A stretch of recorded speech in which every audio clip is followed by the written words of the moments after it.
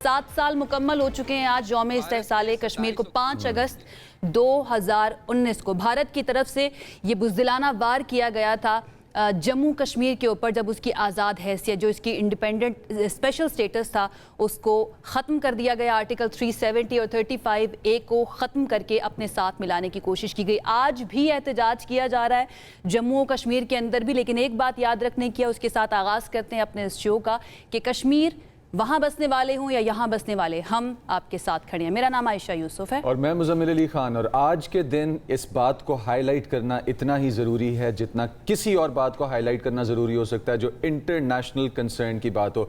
आपको बताते चले थोड़ा सा रीकैप इस इशू का। 5 अगस्त 2019 को जिस तरह आयशा ने बताया, आर्टिकल 370 और 35A को ख़त्म कर दिया गया। 35A वो शिक है इंडिया के अपने आइन की कि जो कश्मीरियों के स्पेशल स्टेटस के हिसाब से उनको ज़मीन, एजुकेशन और उनके राइट्स देती है, और 370 वो शिक है कि जो कश्मीर को एक स्पेशल ऑटोनमस स्टेटस देती है। दोनों को कर दिया गया ख़त्म। अब इस फैसले के तहत हुआ ये, मकबूजा जम्मू और कश्मीर को 2 हिस्सों में बांट दिया गया, जिसका नाम लद्दाख और जम्मू और कश्मीर कर दिया गया, और फिर इसके अंदर फौज बढ़ा दी गई और फौज चली गई लाखों में। इस दौरान कश्मीर के अंदर मजमूई फौज की, जो इंडियन फौज की तादाद थी, वो लाखों में चली गई, जिसके बाद इंडिया ने अपना कंट्रोल यहाँ पे एस्टैब्लिश किया। अब एक और भी मसला आयशा यहाँ पे, एक तो उनको राइट्स नहीं मिल रहे, दूसरा उनको कत्ल किया जा रहा है नाजायज, और तीसरा कश्मीरियों की नौकरियों के ऊपर भी डाका डाला जा रहा है, जरिया मुआश के ऊपर, फ्यूचर के ऊपर भी डाका डाला जा रहा है, क्योंकि अब कोई भी इंडिया से उठ के बंदा आके अपना डोमिसाइल कश्मीर का बनवा के गैर कश्मीरी बंदा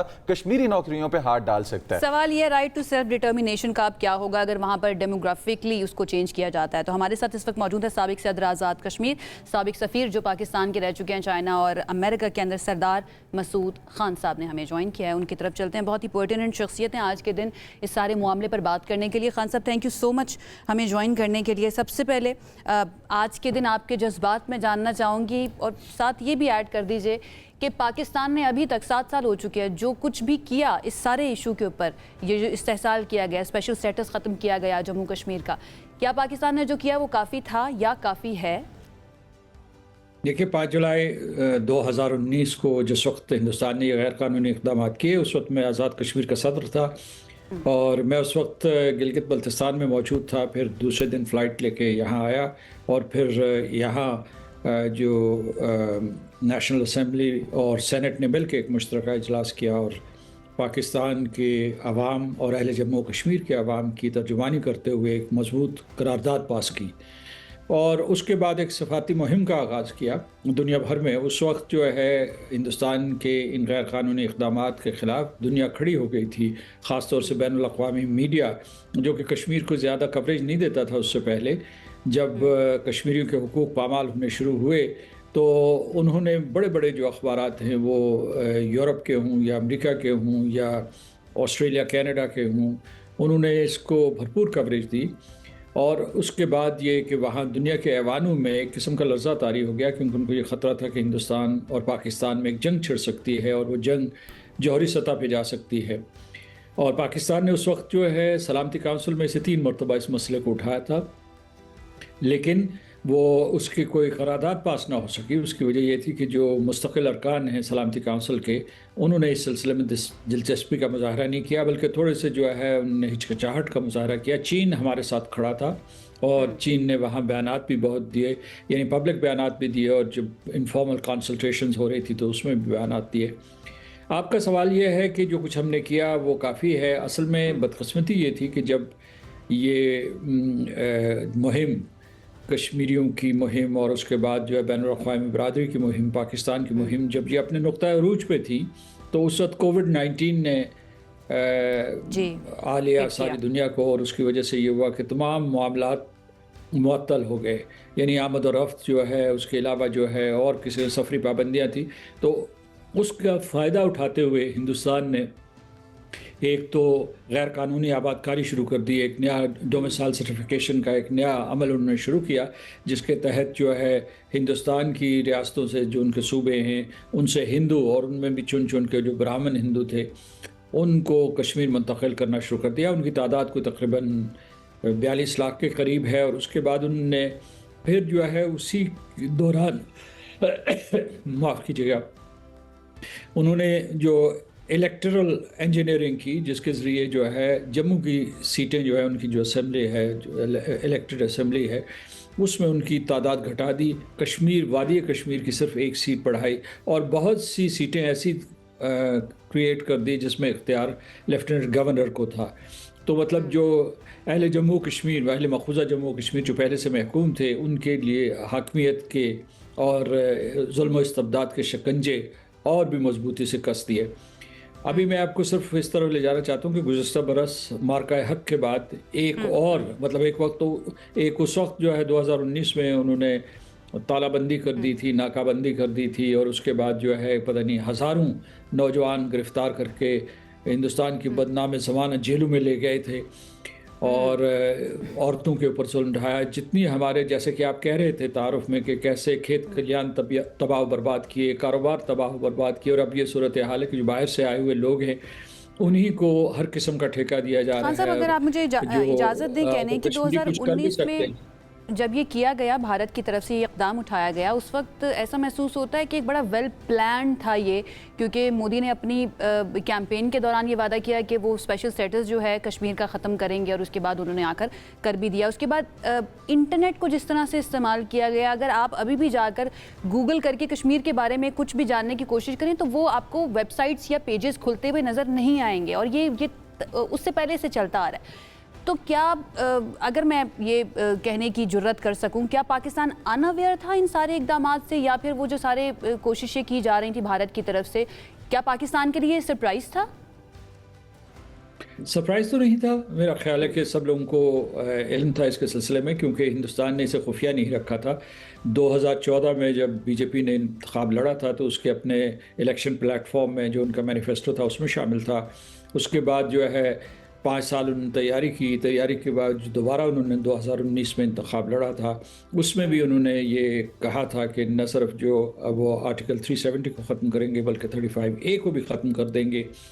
تو یہ کوئی ایسا راز نہیں تھا. اور جو آپ یہ کہنا چاہتی ہیں کہ کیا پاکستان جو ہے اسے روکنے کے لیے کچھ اقدامات کر سکتا تھا، میرا خیال ہے کہ اس وقت کی جو وزرائے خارجہ تھے یا اس کے علاوہ جو دوسرے لوگ تھے، انہوں نے اقوام متحدہ سے رابطہ تو کیا ہوا تھا، لیکن ہندوستان نے اپنی ہٹ دھرمی سے، اپنی جاہریت سے اس غیر قانونی قدم کو مکمل کیا. اس میں آپ کو گزشتہ برس لے جانا چاہتا ہوں. جب پہلگام کا واقعہ ہوا اس کے بعد جو ہے ہندوستان نے شک شبے کی بنیاد کے اوپر، ان کا ایک لا ہے پبلک سیفٹی ایکٹ اور دوسرا ہے ان لافل ایکٹیویٹیز پریونشن ایکٹ. تو اس کے ذریعے ان کو استعمال کرتے ہوئے انہوں نے ہزاروں نوجوانوں کو وہاں گرفتار کیا.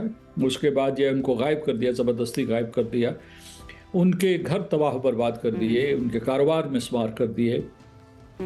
لیکن یہ تو ہوا، یہ ہندوستان کا وتیرہ ہے، وہ ایسا ہی کرتے ہیں. لیکن اس میں یہ تھا کہ 5 special reporters of the United nations, انہوں نے ایک رپورٹ شائع کی. انہوں نے کہا کہ یہ بھارت کے یہ تمام اقدامات نہ صرف ایکسیسو تھے بلکہ غیر قانونی تھے.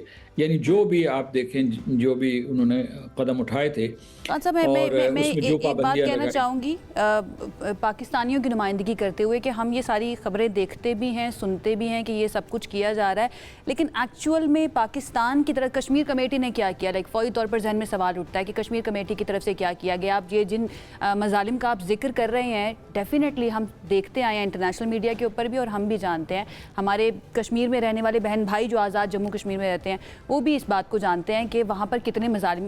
انفیکٹ ہمارے ساتھ ابھی موجود بھی ہیں ایک ایسی شخصیت جو کہ فرسٹ ہینڈ ایکسپیرینس جن کا خود بھی رہا ہے اور جن کے ہسبینڈ جو ہیں وہ اس وقت بھی بھارتی جیل میں مقید ہیں. تھینک یو سو مچ خان صاحب ہمیں جوائن کرنے کے لیے. ہمارے ساتھ مشال ملک صاحب ہیں، حریت رہنما ہیں اور اہلیہ ہیں یاسین ملک صاحب کی، ان کی طرف چلتے ہیں اور ان سے ہم بالکل. سب سے پہلے تو ہم دل سے اپنے کشمیری بھائی بہنوں کے ساتھ کھڑے ہیں کہ جن کے زندگی پہ جو مصائب گزر رہے ہیں ساری دنیا کے سامنے ہیں. آپ سے جو میں سوال آج پوچھنا چاہتا ہوں وہ یہ ہے کہ مقبوضہ کشمیر میں انسانی حقوق کی بدترین صورتحال ہے، اور وہاں پر انڈیا کی جو بھارت کی قابض فورسز ہیں وہ کشمیریوں کے اوپر مسلسل ظلم کے پہاڑ توڑتی چلی جا رہی ہیں. کیا چیز ہے جو ضروری ہے کہ ہم کریں کہ تاکہ بہتر طریقے سے اس آواز کو اور بلند طریقے سے اٹھا سکیں؟ یہ کہ سب سے پہلی ضرورت تو یہ ہے کہ وہاں پہ انٹرنیشنل فیکٹ فائنڈنگ مشنز جائیں UN मोगिब का जो ऑफिसर्स हैं यूनाइटेड नेशंस के वो एक्टिव हों, वहाँ पे पीस कीपिंग फोर्सेस हों मकबूजा कश्मीर के अंदर, और इंटरनेशनल ऑब्जर्वर्स जाएं, इंटरनेशनल मीडिया जाए। अब ये तो नहीं हो सकता कि आप दुनिया का जो सबसे बड़ा ओपन प्रिजन है उसको मतलब कि कोई भी दुनिया की एक्सेस ना हो।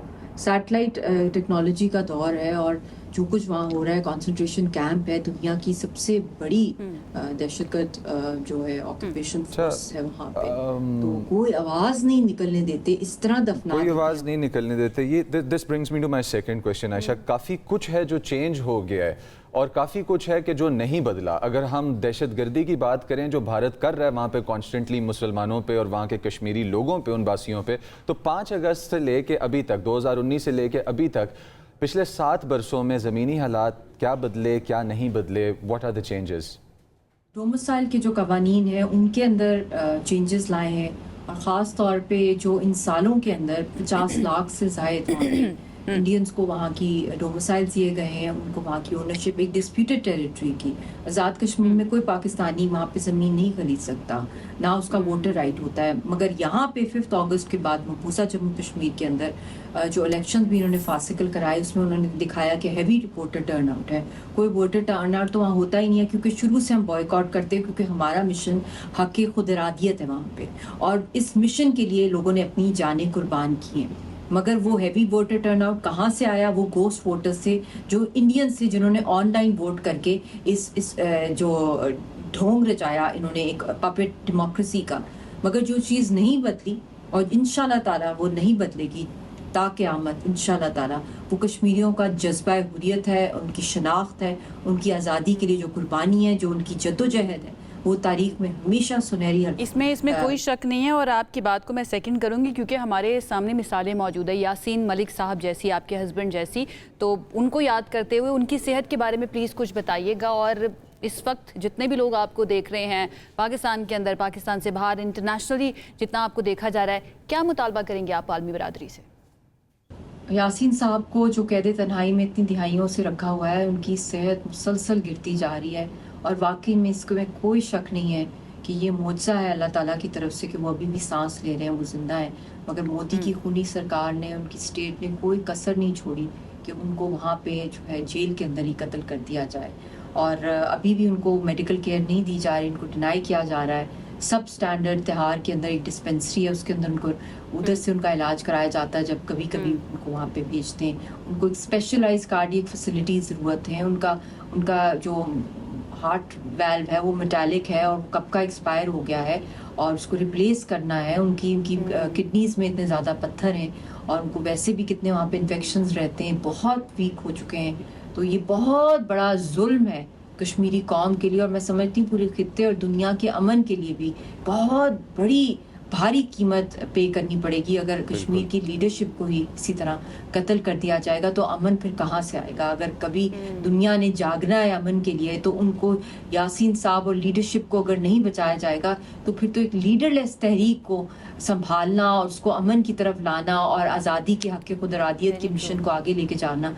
ये तो बहुत बड़ा डैमेज ना सिर्फ कश्मीरियों पे करेगा बल्कि हिंदुस्तान में जो आग लगेगी, और अभी भी लग गई जो उन्होंने कश्मीर में किया। मिशाल साहिबा, मैं हैरान होती हूँ आपके जज्बे देखते हुए भी, क्योंकि जिस तरह से आप आकर कश्मीरियों की नुमाइंदगी कर रही होती हैं और जिस हौसले के साथ आप बैठी होती हैं, लिटरली सल्यूट करने को दिल करता है। आज के दिन की मुनासबत से यौम इस्तेहसाल कश्मीर है, 7 साल हो चुके हैं स्पेशल स्टेटस कश्मीर का ख़त्म हुए, क्या पैगाम आप देना चाहेंगी? देखिए, आज के दिन जो कोई भी मुझे सुन रहा है वो अहद करे, वो अपने दिल से अहद करे कि अल्लाह ताला के हाजिर नाजिर रख के कि एक इतनी बड़ी मजलूम कौम जो दुनिया की सबसे बड़ी दहशतगर्द फोर्सेस का निहत्ते मुकाबला कर रही है और शहरग है पाकिस्तान की, आप सब जो हैं, आप सब उनकी आवाज़ हैं, आप सब उनके लिए फ्रीडम फाइटर्स हैं, आप सब लोग उनकी सपोर्ट हैं, मॉरली, पॉलिटिकली, डिप्लोमेटिकली, रिगार्डलेस कि किस भी आप स्कूल ऑफ थॉट के हों। मगर एक चीज़ जिसके ऊपर पूरा पाकिस्तान और आज़ाद कश्मीर की आवाम इकट्ठी है, वो कलमे की बात है, और दूसरी है वो कश्मीर कॉज। हम सब एक हैं, हम सब ने एक होके बिल्कुल जी, हमारी दुआएं और हमारी अपील और हमारा विजन भी यही है कि कश्मीरी बहन भाइयों पे जुल्म होना बंद हो اور ان کو ان کی انڈیپینڈنس اور ان کو ان کی حق خود ارادیت جو ملنی چاہیے، جو ان کی ہے، وہ ان کو ملے. اور یاسین صاحب کے لیے بھی ہماری دعائیں کہ جو بھی ان کے صحت کے مسئلے ہیں اللہ پاک ان کو حل کرے اور ان کو جلد از جلد آزاد کیا جائے. عائشہ، اگر ہم اپنے کشمیری بہن بھائیوں کے لیے آج کے دن ایک عزم کر سکتے ہیں ایز اے نیشن، تو وہ یہ کر سکتے ہیں کہ اپنے اپنے فورمز پہ آواز اٹھائیں کہ جہاں جہاں ان پہ ظلم ہو رہا ہے اور ان پہ جو ظلم ہو رہا ہے اس کی ٹیکنیکلٹیز کو سمجھیں. جہاں جہاں ظلم ہو رہا ہے، وہ کہتے ہیں کہ یاران جہاں کہتے ہیں کشمیر ہے جنت، جنت کسی کافر کو ملی ہے نہ ملے گی. اب اس فردوس زمین کے اوپر فتنہ کہاں کہاں برپا کیا جا رہا ہے، اس کا فیصلہ آپ کیجیے. آگے بڑھ جاتے ہیں، ہم اپنے مسائل پاکستان کے اندر کے جو بہت زیادہ مسائل ہیں ان کی بات کر لیتے ہیں. فالو اپ سیگمنٹ ہے یہ. کراچی میں یہ جو افسوسناک واقعہ پیش آیا تھا، ایک نوجوان بزنس مین میر رضا علی جن کے والدین سے ہم نے آپ کی ملاقات کروائی تھی، ان کے جذبات پہنچائے تھے. اب یہ معاملہ جو ہے ایک معمہ بن چکا ہے کہ یہ قتل تھا یا پھر خودکشی.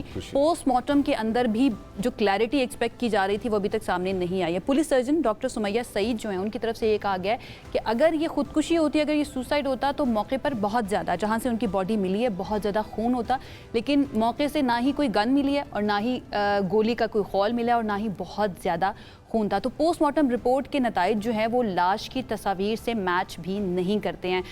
گولی لگنے کا زخم جو ہے وہ نکلنے سے بڑا نہیں ہوتا، یعنی کہ جہاں سے گولی لگی ہے اور دوسری طرف سے اگر نکلی ہے تو وہ اس سے بڑا نہیں ہوتا ہے. تو یہ بہت سارے سوالات ہیں جو کھڑے ہو جاتے ہیں اس رپورٹ کے بعد. خاص اس رپورٹ کے بعد سوالات کھڑے ہوتے ہیں. اجلاس بھی اس کے اوپر ہوگا اور اس کے بارے میں اور بھی ڈیپتھ میں جائیں گے، لیکن ضروری بات یہ ہے کہ جس طرح سے ان کے والد نے ادھر ہم نیوز کے پلیٹ فارم سے آپ کو یہ بات بتائی کہ ان کی انگلیوں کے اوپر سے ان کے انگلیوں کے نشان یعنی کہ ان کے فنگر پرنٹس بھی ختم کر دیے گئے اور چہرے کو مسخ کر دیا گیا. تو خودکشی افسوسناک چیز ہے، لیکن کبھی بھی اپنا چہرہ مسخ نہیں کر سکتا کوئی بھی انسان جس نے خودکشی کرنی ہو، اور اپنی انگلی سے فنگر پرنٹس اکھاڑ کے پھینک نہیں سکتا. میر علی رضا کی پراسرار موت کی تحقیقات چل رہی ہیں اور کیس ہو چکا ہے کمپلیکیٹ. کراچی سے مونس سراج ہمارے نمائندہ میں جوائن کر رہے ہیں، ان کے پاس چلتے ہیں اور ان سے لیتے ہیں اپڈیٹس. السلام علیکم مونس، اپڈیٹس کیا ہیں اس معمے کی؟ جی وعلیکم السلام مزمل، بہت شکریہ. دیکھیں مزمل، جیسے جیسے دن گزرتے جا رہے ہیں میر رضا علی کی جو موت ہے اس کا معاملہ پیچیدہ سے پیچیدہ تر ہوتا چلا جا رہا ہے. اس وقت صورتحال یہ ہے کہ جو گزشتہ روز جو ایک ابتدائی پوسٹ مارٹم رپورٹ اگر ہم اسے کہیں تو یہ غلط نہیں ہوگا، جو اس کے میڈیکو لیگل ڈپارٹمنٹ نے اس وقت جب یہ ڈیڈ باڈی ہاسپٹل منتقل کی گئی تھی جو جنریٹ کی تھی، وہ کل منظر عام پر آئی اور اس نے جو ہے وہ نئے سوالات کو جنم دے دیا، نئی بحث چھیڑ دی. اس کی وجہ یہ ہے کہ جو سینئر میڈیکو لیگل افسران ہیں اور اس کے علاوہ پولیس سرجن ہیں ڈاکٹر سمیہ جو کہ پورے کراچی کی میڈیکو لیگل ہیڈ ہیں، خود ان کا یہ کہنا ہے کہ جو باڈی کو انہوں نے تصاویر دیکھی ڈیڈ باڈی کی اور جو انہوں نے فائنڈنگز، جو ایم ایل او جس نے تمام تر قانونی کارروائی کی تھی، جس نے یہ ایم ایل رپورٹ بنائی تھی، جب اس کی فائنڈنگز دیکھی تو وہ آپس میں میچ نہیں کرتی. ان کی آبزرویشن یہ بتاتی ہے کہ یہ چیزیں آپس میں میچ نہیں کرتی، کیونکہ گولی لگنے کا نشان جسے جو ہے وہ انٹری وونڈ کہا گیا اور جسے ایگزٹ وونڈ کہا گیا، وہ اس کی جو ڈیپتھ اور اس کی جو گہرائی اور اس کا جو سائز لکھا گیا عموماً ایسا ہوتا نہیں ہے. کیونکہ عموماً ہوتا یہ ہے اس طرح کے کیسز میں کہ اگر کسی شخص کو کوئی گولی لگے تو جو اس کا انٹری کا زخم ہے وہ چھوٹا ہوتا ہے اور آؤٹ جو ہوتا ہے، جو اس کا ایگزٹ ہوتا ہے وہ بڑا ہوتا ہے. لیکن اس کیس میں بڑا جو ہے وہ الگ سے صورتحال دیکھنے میں آئی، کیونکہ اس کے نوجوان کے سینے پر بڑا زخم تھا جو کہ میڈیکو لیگل رپورٹ جو ہے اسے انٹری وونڈ بتا رہی تھی، اور کمر پہ جو تھا وہ چھوٹا زخم تھا جو کہ عموماً ایسا ہوتا نہیں ہے. تو اسی پر فورنزک جو ایکسپرٹس ہیں جب انہوں نے بھی صورتحال کا جائزہ لیا تو انہوں نے اس میڈیکو لیگل رپورٹ سے اختلاف کیا. اب صورتحال یہ ہے کہ جو چیزیں ہیں وہ میچ نہیں کر رہی. جو باڈی کی سچویشن تھی وہ اس میڈیکو لیگل رپورٹ جو اس کے اوپر جنریٹ کی گئی یا ابتدائی پوسٹ مارٹم رپورٹ جو ہے وہ اس کے ساتھ جاتی ہوئی نظر نہیں آ رہی، جس کے بعد یہ معاملہ مزید پیچیدہ ہو گیا ہے. خود میڈیکو لیگل ڈپارٹمنٹ جو ہے وہ اصرار کر رہا ہے اس بات کے اوپر کہ اس کو خودکشی قرار دیا جائے. کیا یہ پہلا تجزیہ تھا جس سے اختلاف کیا ہے اس رپورٹ نے اور ڈاکٹر سمیہ نے، یا پھر کوئی اور معاملہ ہے یہ؟ جی دیکھیں، ڈاکٹر سمیہ جو پولیس سرجن ہیں ان کا تو یہ کہنا ہے کہ انہوں نے باڈی خود نہیں دیکھی تھی ڈیڈ باڈی اس کی، بلکہ ان کی ایک ٹیم ممبر نے جو ہے اس کا تمام تر پوسٹ مارٹم کیا تھا اور بدقسمتی سے یہ تمام تر جو عمل تھا اس کو روٹین کے طور پر لیا گیا اس ایم ایل او کی جانب سے، اور جس طرح سے روٹین میں وہ اس طرح سے ڈیڈ باڈیز جو ہے وہ ہینڈل کر رہے ہوتے، انہوں نے اس کو بھی ایک عام ڈیڈ باڈی کی طرح ہینڈل کیا اور اس کے بعد اپنی رپورٹ جو ہے اور اس میں فائنڈنگز دے دیں. لیکن صورتحال جب مختلف ہوئی، جب یہ معاملہ جو ہے وہ ایک شدت اختیار کر گیا، جب اس پہ بہت زیادہ جو ہے فیملی کی طرف سے بھی یہ بات کہی گئی کہ جی یہ ایک مرڈر ہے اور اس کی جو ہے وہ شفاف تحقیقات کی جائیں. اس کے بعد جب اس کے اوپر فورنزک ایکسپرٹس کی رائے لی گئی، اس رپورٹ کو سامنے رکھا گیا، تو چیزیں آپس میں میچ نہیں ہو پا رہی تھی. اس کے علاوہ اگر پولیس ڈپارٹمنٹ کی فائنڈنگز کی بات کی جائے تو پولیس جو تھی وہ تقریباً اب تک اس کیس میں جو تحقیقات کر چکی ہے، تو پولیس نے 80 سے 90% تک اس حوالے سے جو ہے یہ انویسٹیگیٹ کر لیا تھا، اور پولیس اس واقعے کو خودکشی کی طرف لے کے جا رہی تھی. اور اس میں پولیس کو ہم یہ نہیں کہیں گے کہ پولیس کی کوئی خدا نخواستہ بدنیتی تھی، بلکہ جو پولیس کو جس طرح کی فائنڈنگز پولیس کو ملی تھی، جس طرح کی سچویشن، جس طرح کے شواہد پولیس کو ملے تھے، اس کی بنیاد پر پولیس جو ہے یہ کنکلوژن بنا رہی تھی کہ یہ جو ہے وہ خودکشی کا معاملہ ہو سکتا ہے. اس کی وجہ یہ ہے کہ کچھ سی سی ٹی وی فوٹیجز اس طرح کی آئیں. اس پہ بھی ڈیٹیل دیتے چلیں کہ یہ خودکشی والا معاملہ تو اب تقریباً سامنے آ چکا ہے کہ یہ خودکشی اس طرح سے نہیں کی جاتی، نہ ہی ہوتی ہے، نہ ہو پاتی ہے. اجلاس سے ریلیٹڈ اپڈیٹس کیا ہیں، اور کیا ایم ایل او پہ یا میڈیکل پروسیجرز جو اب کیے گئے ہیں، اور جس طرح سے پولیس کے اپنے ہیڈز یہ بتا رہے ہیں کہ چیزیں ایڈ اپ نہیں ہوتی، پولیس سرجن خود بتا رہے ہیں، اس سے ریلیٹڈ اپڈیٹس اور نئے سوالات جو سامنے آ رہے ہیں ان میں سب سے امپورٹنٹ پوائنٹس کیا ہیں جو اٹھائے جا رہے ہیں؟ دیکھیں، اس میں سب سے پہلے تو بنیادی طور پر فیملی کی جو رضامندی ہے وہ درکار ہوگی. اگر فیملی جو پوسٹ مارٹم رپورٹ اب تک آئی ہے، اگر ہم اسے یہ کہیں کہ وہ متنازع پوسٹ مارٹم رپورٹ ہے تو یہ بھی غلط نہیں ہوگا، کیونکہ اس میں خاصے شکوک اور شبہات پائے جاتے ہیں. اگر فیملی یہ درخواست کرتی ہے کہ ہم اس پوسٹ مارٹم رپورٹ سے مطمئن نہیں ہیں اور ہم چاہتے ہیں کہ اس معاملے کو ریویو کیا جائے، تو فوری طور پر اس معاملے پر ایک میڈیکل بورڈ بنے گا جو کہ قبر کشائی کے آپشن کی طرف جائے گا. دوسری بات یہ کہ ہمیں ذرائع یہ کنفرم کرتے ہیں کہ گزشتہ روز جب اس کی ابتدائی پوسٹ مارٹم رپورٹ سامنے آئی اور اس کے اندر کچھ اس طرح کی شکوک اور شبہات پائے گئے، اس کے بعد سے جو ہے وہ پولیس حکام نے ایک بار پھر اس سارے کیس کو اور اس میں اب تک جو انویسٹیگیشن کی گئی ہے اس کو ایک بار پھر ریویو کرنا شروع کر دیا ہے. جو ڈیجیٹل ایویڈنس ہیں وہ بھی ان کا بھی دوبارہ جائزہ لیا جا رہا ہے. اس کے علاوہ جو میر رضا جو نوجوان تھا اس کا جو فرینڈ سرکل تھا ان سے بھی جو ہے وہ دوبارہ معلومات لی گئی ہیں، اور گزشتہ روز جو اس نوجوان کی اسمارٹ واچ تھی وہاں سے بھی پولیس کو کچھ جو ہے وہ اس طرح کے ایویڈنس ملے تھے جو کہ اس جانب اشارہ کر رہے تھے کہ نوجوان شدید طرح سے مالی بحران کا شکار تھا. اور تو اس کو بالکل اسی طرح سے ٹریٹ کیا جاتا جیسے کہ سب سے پہلے جانے والی ٹیم نے ایک نارمل کیس کی طرح اس کو ٹریٹ کیا. یہ ہائی پروفائل کیس بنا تو پوسٹ مارٹم رپورٹ کے جو بھی فائنڈنگ سامنے آئی ہیں، ان کے پیرنٹس کا سامنے آنا اور پولیس اتنا ایکٹیو ہوتی ہوئی ہمیں نظر آ رہی ہے. 10 سیکنڈز کے اندر جواب دیجیے گا، دین ہم کنکلوڈ کر رہے ہیں. مونس، ایسا ہی ہے؟ جی بالکل ایسا ہی ہے. بدقسمتی سے اس معاملے کو روٹین کیس سمجھا گیا اور اسے بالکل اس طرح سے ابتدا میں ڈیل کیا گیا جیسے کسی نشے کے عادی شخص کی لاش ملتی ہے اور وہ نشے کی زیادتی کی وجہ سے مر جاتا ہے تو جو خانہ پوری کی کارروائی ہوتی ہے بدقسمتی سے وہ کی گئی. لیکن جب بعد میں یہ ہائی پروفائل کیس ہو گیا تو اس کے اندر جو ہے پھر وہ نت نئے انکشافات بھی ہوئے. پھر یہ چیزیں بھی سامنے آئیں کہ جو ایبل ڈپارٹمنٹ تھا، میڈیکو لیگل ڈپارٹمنٹ، بدقسمتی سے ان کی جانب سے اس معاملے کو بغور نہیں دیکھا گیا جس کی وجہ سے صورتحال جو ہے وہ خراب ہوئی. اور اب صورتحال یہ کہ سمجھ نہیں آتی کہ اپنا رونا جو ہے نا وہ روئیں کس کے پاس جا کر، کیونکہ آپ جا کر روئیں گے بھی کسی کے پاس تو وہ کہیں گے ٹھیک ہے ہم بہتر کر لیں گے، لیکن ایٹ دا اینڈ ہونا وہی ہے جو ہمیشہ سے ہوتا آیا ہے. بہت شکریہ مونس ہمیں جوائن کرنے کے لیے. معاملے کے اوپر جو بھی اپڈیٹس آئی ہیں، جو بھی ابھی تک انویسٹیگیشنز ہوئی ہیں وہ ہم تک پہنچانے کے لیے. اس کے پیرنٹس سے بات کرنا بڑا تکلیف سے تھا، لیکن جب اس کے پیرنٹس یہاں پر آئے تو وہ کافی کچھ بتا کر گئے تھے اور وہ اصرار کر رہے تھے اس بات کے اوپر کہ ہمارے بیٹے نے خودکشی نہیں کی، اسے قتل کیا گیا ہے. پوسٹ مارٹم رپورٹ کے اندر بھی اسی طرح کی بہت ساری ایسی ڈیٹیلز تھیں جو ان کے فادر نے ہم نیوز پہ دی ہیں جو کہیں اور اویلیبل نہیں تھیں. اس چیز کے اوپر تھوڑا سا فوکس رکھنا چاہیے، اور اس طرح کی زیادتیاں اگر ہو رہی ہیں یا کوئی آرگنائزیشن ہے جو اس کے پیچھے ہے، آرگنائزیشن سے مراد کوئی کرمنل گینگ ہے جو اگر اس کے پیچھے ہے، تو ہماری اپیل یہ ہے کہ جلد از جلد اس کو ڈسمینٹل کیا جائے. اسی کے ساتھ بڑھتے ہیں ایک بریک کی طرف، واپس آتے ہیں تو ملاقات ہوتی ہے. ساتھ رہیے گا.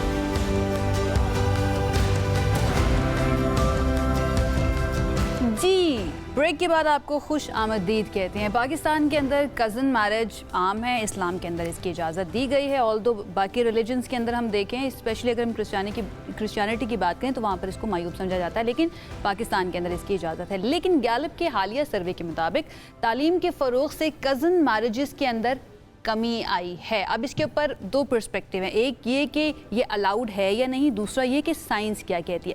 یہ سروے پنجاب کے اندر کیا گیا اور گیلپ پاکستان ڈیجیٹل انالیٹکس کی جانب سے پنجاب ہاؤس ہولڈ پینل کے بنیادی اعداد و شمار پر کیے گئے تجزیے کے مطابق تعلیم کے ساتھ رشتہ داروں میں شادیوں کا رجحان مسلسل کم ہوتا جا رہا ہے. یعنی کہ جن خواتین نے کبھی اسکول نہیں دیکھا ان کی تقریباً 69% جو تعداد ہے وہ ایسی ہے جن کی شادی قریبی رشتہ داروں میں ہوئی ہے, یعنی کہ کزنس کے ساتھ ان کی شادی ہوئی ہے. لیکن وہ خواتین جنہوں نے کر لی ہے تھوڑی سی تعلیم حاصل, جو تھوڑا پڑھ لکھ گئی ہیں, ان کے اندر یہ شرح جو ہے نا کافی کم ہوئی ہے, 68% رہ گئی ہے. بالکل. اور اگر ہم دیہی علاقوں کی طرف جائیں تو دیہی علاقوں میں یہی شرح 65% ہے اور شہر میں 54% ہے. اب رپورٹ میں یہ کہا گیا ہے کہ اس رجحان کا جو ہے صحت عامہ پر بھی اہم اثر ہے, اور اس اہم اثر کے ساتھ ساتھ طبی ماہرین کیا چیز کہتے ہیں. ہمارے پاس کچھ بیماریاں وہ میں ابھی آپ کو بتاتا چلوں, اس کے بعد میں آپ کو آگے انٹروڈیوس کراتا ہوں کہ ہمارے پاس آج گیسٹ کون ہے, اور ایگزیکٹلی اس ٹاپک کو ڈسکس کرنے کے لیے جو شخصیت ضروری ہیں وہ ہمارے ساتھ اس وقت موجود بھی ہیں, کہ آپ کے پاس بلڈ کی بیماریوں سے لے کے جینیٹک پرابلمز جتنے بھی ڈیولپمنٹل ایشوز کی طرف لے کے جاتے ہیں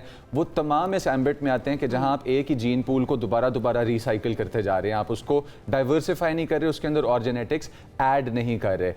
اسی ڈسکشن کو اور اس چیز کی گہرائی کو سمجھنے کے لیے آج ہم لوگوں نے انوائٹ کیا ہے ہمارے ساتھ جو گیلپ سروے کہ اس پاکستان کے سروے کو بہت اچھے طریقے سے جانتے ہیں, کہ کافی سارے کویشچن سروے سے بھی ریلیٹڈ ہیں, کہ جس کے اندر ہمارے پاس ایگزیکٹو ڈائریکٹر گیلپ پاکستان بلال گیلانی صاحب بھی موجود ہیں, اور ہمارے پاس جینیٹک اسپیشلسٹ ڈاکٹر بشرا افروز بھی موجود ہیں. اور سب سے پہلے میں اجازت چاہوں گا کہ بلال صاحب کی طرف میں جاؤں اور پھر اس کے بعد میں ڈاکٹر بشرا کے پاس آتا ہوں. بلال صاحب, جو سروے کیا گیا, اس سروے کے پیچھے موٹیویشن کیا تھی؟ Is it the cousin marriage which is the problem, یا پھر جو صحت کے مسائل ہیں؟ پہلا سوال میرا بلال سے ہمیشہ یہ ہوتا ہے, بلال آپ کی کزن میرج تو نہیں ہے؟ بالکل میری کزن میرج نہیں ہے. آپ کی کزن میرج نہیں ہے, ٹھیک ہے. بلال یہ بتائیے کیا جی سیمپل سائز کیا تھا, ڈیٹیلز بتائیے گا اس کی. بالکل. سو بیسکلی یہ گورنمنٹ آف پنجاب میں بیورو آف اسٹیٹسٹکس ہے, انہوں نے ایک بہت یوزفل سروے ہر پنجاب کے ڈسٹرکٹ میں کیا, اور ڈسٹرکٹ ریپرزینٹیٹیو سروے ہے, اور ایک بہت مستند ادارہ پاپولیشن کاؤنسل ہے, انہوں نے ان کے لیے یہ سروے کیا. اور اس پہ بنیادی مقصد جو ہے وہ پنجاب کے اندر ہر ڈسٹرکٹ کے اندر ایک ہیلتھ پروفائل اور ایک ڈیموگرافک پروفائل جو ہے اس کی ایک اچھی پکچر کریٹ کرنا تھا, جس میں ایک سوال ڈیفینیٹلی اس ایشو پہ تھا کہ اگر خواتین شادی کرتی ہیں تو جو شادی جس شخص سے کی انہوں نے, اس سے ان کا کیا ریلیشن شپ تھا, کیا وہ بلڈ ریلیشن شپ تھا یا نہیں تھا, اور اگر بلڈ ریلیشن شپ تھا تو وہ فرسٹ کزن ہے یا سیکنڈ کزن ہے یا کسی طور پر ریلیٹڈ ہیں مگر دور کے کوئی رشتہ دار ہیں. تو اس میں جو سب سے چنبے کی بات ہے اور وہ یہی ہے کہ 10 میں سے 6 نے فرسٹ کزن جو ہے یا جو ہے ان سے شادی ہوئی. اور اس میں ایک اور چیز میں آپ کے سامنے رکھنا چاہتا ہوں, وہ یہ کہ 1990 میں بھی آج سے کوئی 30 سال پہلے, 3 دہائیوں پہلے جب سروے کیا گیا, اور تو ان اعداد و شمار میں کوئی خاص کمی یا اضافہ دیکھا نہیں گیا. تو ایک طرح سے جو ہماری جو سوشل ڈیموگرافی ہے پنجاب کی وہ بالکل سٹیٹک ہے, حالانکہ جو سوشل سچویشن ہے, اکنامک سچویشن ہے, خواتین کی حد تک اربن رورل جو ہماری کیفیت ہے, ان میں واضح طور پر بہت تبدیلی آئی ہے. اور اس کانورسیشن میں بھی کہ ہمارا پاکستان جو ہے وہ ایک انڈیمک علاقہ قرار دے دیا گیا ہے ریئر ڈیزیزز کے لیے جو جینیٹک میوٹیشن سے ہوتی ہیں, اور ان میں لارجسٹ جو ریزن ہے کہ ہم یہاں پر ایک دنیا بھر میں ایک باسکٹ کیس بن گئے ہیں جینیٹک میوٹیشنز سے ریلیٹڈ ڈیزیزز کا, وہ کزن میرج ہے. تو 3 دہائیوں سے کانورسیشن کے بعد بھی پاکستان میں کسی قسم کا اضافہ نہیں ہو سکا. ایک میں اس میں پہلو ایڈ کرنا چاہوں گا, وہ یہ بھی ہے کہ cousin marriage not in all circumstances but in some circumstances it also shows کہ خواتین کے پاس آزادانہ طور پر شادی کے لیے जो स्पाउस है फिलहाल उनको देखिए चूज अभी करने भी ये की जो पाई जाती है, ये थॉट इख्तियार पाया है। जाता है ना, अगर मैं घर के बड़ों की बात करूं तो वो कहते हैं कि चलो अपना मारेगा ना तो वो छाँव में ही डालेगा, ये बड़ा थॉट पाया जाता है। मैं जाना चाहूँगी डॉक्टर बुशरा की तरफ। डॉक्टर बुशरा, अभी भी बहुत बड़ा एक तबका हमारे मुल्क के अंदर ऐसा पाया जाता है जो साइंस को अपोज करता है या फिर ये कहता है कि ओहो ये सारी बातें जो है ना ये कोई कॉन्स्पिरेसी है जिसकी वजह से हमें रोका जा रहा होता है। प्लीज़ बहुत क्लियर आम फहम अल्फाज में बताइएगा कि कज़न मैरिजेस के नुकसानात क्या हैं। बहुत शुक्रिया और अस्सलाम वालेकुम। नुकसानात की आप बात कर रही हैं, आई थिंक देखिए जैसे अभी आप लोग जो बात कर रहे थे इस तरह के सर्वेज और ये सारी चीज़ें जो है एक बड़ा इम्पोर्टेंट रोल प्ले करते हैं लोगों को एटलीस्ट सेंसिटाइज करने के लिए कि ये प्रॉब्लम एग्जिस्ट करता है। ये प्रॉब्लम जो आप लोग जो वर्ड यूज कर रहे हैं cousin marriages, I will be a little cautious in using just the terminology cousin marriage, because ये जो स्कोप है इसका, ये हमारे कॉन्टेक्स्ट में खास तौर पे जिस कल्चर एंड सोसाइटी को हम बिलोंग करते हैं, यहाँ बरादरी, कम्युनिटी, कबीला, जो लफ्ज भी आप इस्तेमाल करना चाहें, उससे बाहर निकलने का रिवाज बिल्कुल नहीं है। तो जिसकी वजह से ये कॉन्सेंट्रेशन और जेनेटिक्स, जीन्स जो हैं वो एक ही फैमिली में होती चली जाती है, जिसको अभी आप लोग बोल रहे थे डाइवर्सिटी और जेनेटिक पूल नहीं होता। और उसकी वजह से फिर ये होता है कि नस्ल दर नस्ल अगर एक ही जीन्स ट्रांसफर होती चली जाएं, ये याद रखिएगा कि जितने भी इंसान हम सब दुनिया में मौजूद हैं वो सारे के सारों के अंदर हम तकरीबन 20,000 to 25,000 जीन्स का कॉपीज, और कॉपीज का मतलब होता है कि जीन्स जो होते हैं वो जोड़े की शक्ल में होते हैं। हर जीन की 2 कॉपीज होती हैं, जिसमें एक कॉपी हम अपने वालिद और दूसरी कॉपी हम अपनी वालदा से इनहेरिट करते हैं।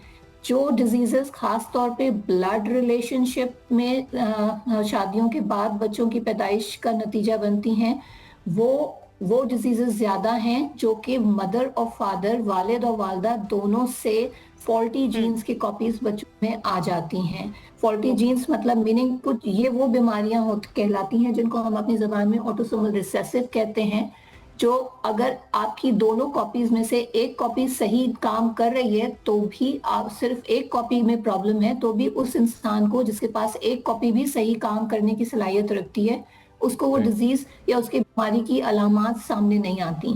प्रॉब्लम उस वक्त आता है जब इसी बंदे की शादी किसी दूसरे ऐसे बंदे से हो जाए जिसके अंदर भी वही जीन फॉल्टी है जो उस के पार्टनर में मौजूद है। जब इनके यहाँ बच्चों की पैदाइश होती है तो फिर दोनों फॉल्टी जीन्स अगर बच्चे में आ जाएं, जिसका चांस हर प्रेगनेंसी में 25% होता है, तो उस बच्चे में चूंकि उस जीन की दोनों कॉपीज सही काम नहीं करने की सलाहियत रखती, तो इस वजह से उस बीमारी की अलामात सामने आने लगती हैं। सो ये रीजन होता है फैमिलीज में डिजीजेस का। डॉक्टर साहब, थोड़ा सा इस चीज़ को लेके हम भी अपना थोड़ा ज़रा एम्बेट बढ़ाएं, कज़न मैरिजेस से ज़रा बाहर आएँ और आके देखें तो इसमें हमारे पास सेम इलाका या सेम शहर या सेम कास्ट के अंदर मैरिजेस जो हैं बार बार होना नस्ल दर नस्ल, वो भी प्रॉब्लमेटिक साबित हो सकती हैं।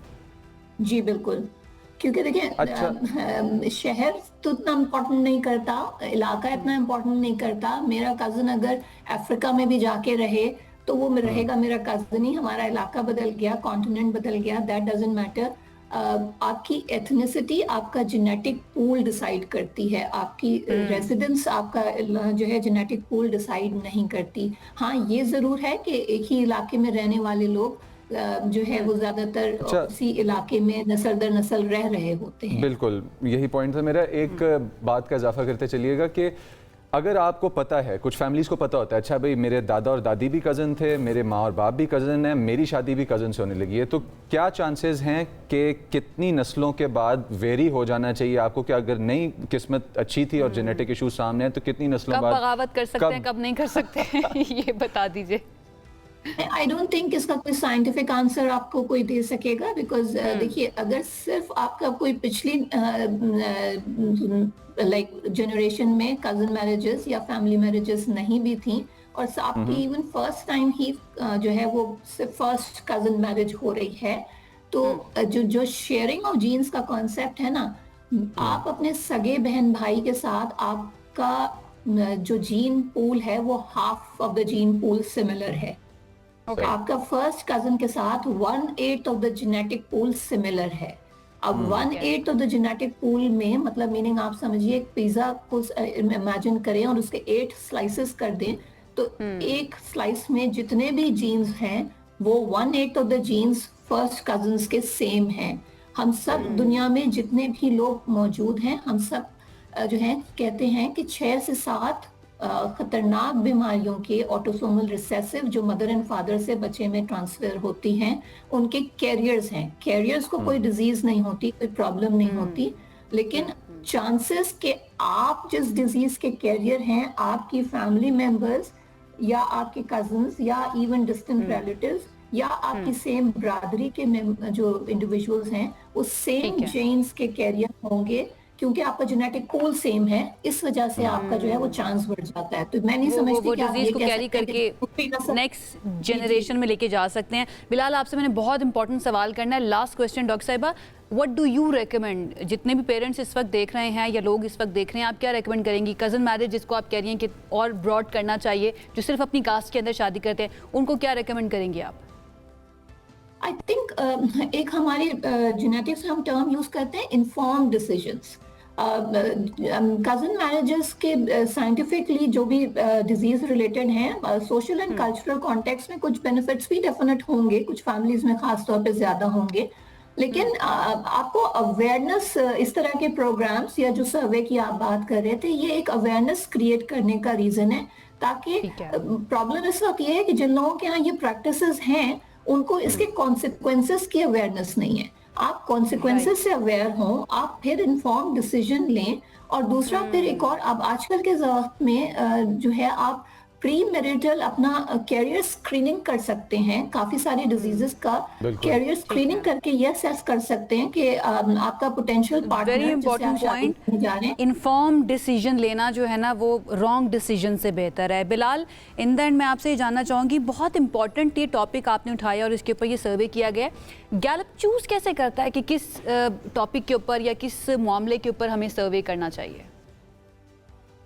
बिल्कुल। हमारा एक बोर्ड सा है जो मुस्तकिल एकेडमिक और मीडिया कॉन्वर्सेशंस और जो इंटेलेक्चुअल कॉन्वर्सेशंस हैं उनको मॉनिटर करता है। और हम पाकिस्तान में जो इश्यूज हैं और प्रॉस्पेक्ट्स हैं दोनों तरफ, उनको एक फहरिस्त सी तैयार करते हैं कि जिसके ऊपर डेटा की भी ज़रूरत है, एविडेंस की ज़रूरत है, और ख़ास तौर पे ऐसा एविडेंस या डेटा जिससे कॉन्वर्सेशन जो है वो फैसलों की तरफ जा सके। क्योंकि कॉन्वर्सेशंस कई दफ़ा बहुत सी होती हैं, मगर उसके पीछे क्योंकि डेटा नहीं होता, तो लोग उन कॉन्वर्सेशंस को फैसलों में तब्दील करने के हवाले से कंफ्यूज्ड रहते हैं कि वाकई ये इशू है। बहुत इंपॉर्टेंट तो हम एक फहरिस्त तैयार रखते हैं पूरे साल के लिए, और उसमें फिर थैंक यू बिलाल, वक्त की कमी की वजह से हमें आपको शुक्रिया अदा करना पड़ेगा। थैंक यू सो मच, थोड़े वक्त के अंदर आपने काफ़ी कुछ हमारे साथ शेयर किया। Bushra, thank you so much आपका भी हमें ज्वाइन करने के लिए। वेरी इंपॉर्टेंट पॉइंट, और टेक अवे ये हो सकता है कि इन्फॉर्म डिसीजन लेना जो है ना